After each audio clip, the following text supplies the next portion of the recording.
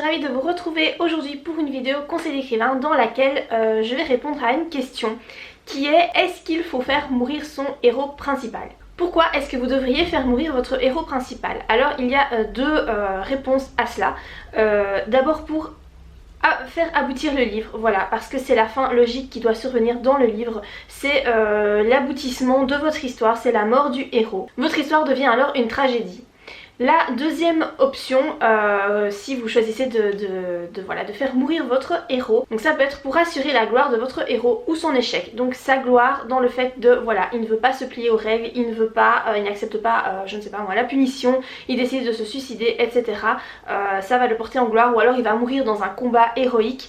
Par contre son échec, eh bien ça peut être que voilà, il a raté ce qu'il avait entrepris et il meurt d'une façon pas du tout glorieuse ou dans l'indifférence totale, etc.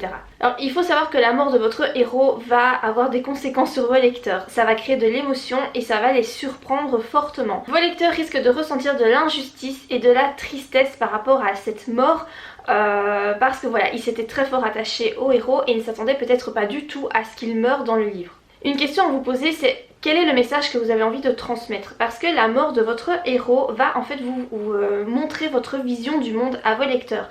Est-ce que vous pensez toujours que ce sont les méchants qui gagnent et donc à ce moment-là, ben voilà, le héros qui est le gentil de l'histoire va perdre face aux méchants? Ou est-ce que vous avez envie de mettre en avant le sacrifice du héros parce que ce sont des valeurs qui vous sont chères et donc vous avez envie que le héros soit porté en gloire? Ou alors est-ce que vous avez envie de coller à la réalité et de faire en sorte qu'il n'y ait pas de happy end parce que dans la vie, voilà, tout ne se finit pas toujours de façon très heureuse, en tout cas pas autant que dans les romans. Donc si vous avez envie d'écrire un roman qui colle bien à la réalité, ben voilà, vous pouvez décider de faire mourir votre héros. Cela mettra aussi l'accent sur le fait que la vie n'est pas éternelle et qu'on finit tous un jour par mourir, et donc le fait que votre héros meurt dans votre roman, ça montre que lui aussi est un être humain et que comme nous tous, eh bien, il finit par mourir un jour ou l'autre. Ce que vous pouvez faire également, si vous n'avez pas forcément envie de décrire la mort, vous pouvez eh bien, tout simplement terminer votre livre en annonçant que le héros va mourir mais en ne décrivant pas la scène. Par exemple, il est condamné à la peine de mort. Le livre se termine là. Le lecteur n'assiste pas à cette peine de mort, mais voilà, c'est fini, la peine de mort est annoncée et c'est ce qui va se produire. La question principale à vous poser, je pense, si vous hésitez à faire mourir votre héros, c'est quelle est la fin la plus logique pour mon roman? Il y a certains livres comme ça, et vous en avez certainement déjà lu, qui, voilà, dont la fin, ben voilà, le héros meurt à la fin, et en fait, on se dit après coup que c'est vrai que le livre n'aurait pas pu se terminer autrement. C'était logique que le héros finisse par mourir parce qu'il n'y avait vraiment pas d'issue pour lui. Je pense par exemple au livre, le dernier que j'ai lu comme ça, c'était Forbidden, qui est une histoire d'inceste entre un frère et une sœur, et c'est vrai que tout au long de ma lecture je ne voyais pas du tout comment cette histoire pouvait se terminer. Pour moi c'était pas possible qu'il y avait de fin heureuse à cette histoire et je ne voyais pas comment ça pouvait se terminer. Vraiment c'était la mort du héros qui devait mettre fin à l'histoire, c'était pas possible autrement, et je pense que l'auteur a bien compris ça et je pense qu'elle a bien terminé son livre du coup parce que c'était vraiment la fin que j'attendais. Vous devez donc vous demander encore une fois quel est le message que vous avez envie de faire passer et qu'est-ce que le lecteur va attendre aussi de votre roman. Alors si vous décidez de mettre fin à la vie de votre héros, surtout si vous faites plusieurs tomes, il faut faire attention aussi à l'attachement des lecteurs. Il est vraiment à prendre en compte.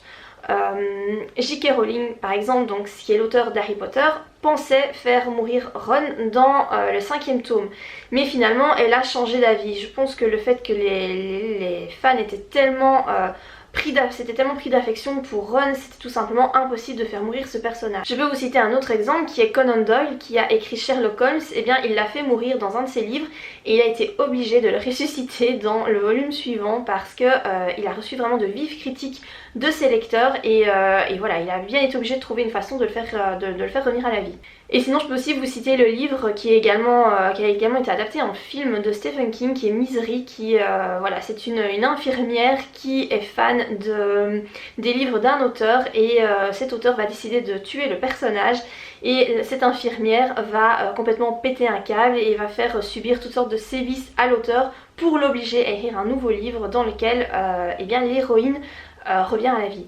Alors je voudrais aussi attirer votre attention sur le fait que si vous écrivez une histoire du point de vue interne, donc en jeu, ça va être un petit peu plus compliqué de faire mourir votre personnage. Pourquoi? Parce que si vous écrivez, donc c'est le narrateur quelque part qui va mourir, mais s'il meurt, ça veut dire que vous n'avez plus de narrateur pour la suite de votre histoire, donc là ça va poser problème.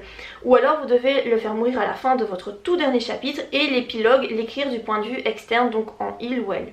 C'est toujours mieux de faire mourir votre personnage dans les yeux de quelqu'un d'autre, que ce soit une personne extérieure qui assiste à la mort de votre personnage.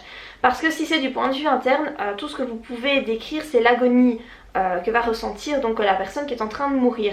Mais par contre un point qui est positif, comme voilà il y a toujours du positif et du négatif dans toutes les situations, c'est que du coup vos lecteurs vont pouvoir vraiment plus comprendre la personne qui est en train de mourir, donc votre personnage principal, parce qu'il va peut-être se remémorer certains faits de son passé, etc. Ça va vraiment mettre l'accent sur sa personnalité et donc votre lecteur eh bien, va pouvoir mieux connaître comme ça donc le personnage qui est en train de mourir. Alors posez-vous également la question de l'utilité de la mort. Est-ce que c'est vraiment utile? Si vous décidez de porter votre héros en gloire en lui offrant une jolie mort et que par exemple vous imaginez des tomes suivants qui seront du point de vue de ses enfants ou de la compagne ou du compagnon qui reste en vie, pourquoi pas, ça peut être une très bonne idée. Mais vous devez faire attention à ne pas aller dans la facilité. Si vous ne savez pas comment finir votre histoire et que vous vous dites bon bah voilà je vais le faire mourir comme ça c'est bon, j'ai ma fin, hop emballé c'est pesé. Non, si la mort ne colle pas à votre histoire et que vous le faites par facilité, ça va forcément se ressentir et les lecteurs vont pas trop apprécier ça. Donc voilà par rapport à la question faut-il tuer son héros, j'espère que cette vidéo vous aura aidé. N'hésitez pas à me dire en commentaire ce que vous pensez de ça, des auteurs comme ça qui font mourir leur personnage principal dans leur livre. Est-ce que souvent vous aimez bien ce genre d'histoire ou au contraire est-ce que ça vous déçoit, est-ce que vous êtes triste, etc. J'espère en tout cas que la vidéo vous a plu, si c'est le cas n'oubliez pas de la liker et moi je vous dis à très bientôt pour de prochaines vidéos. Bye.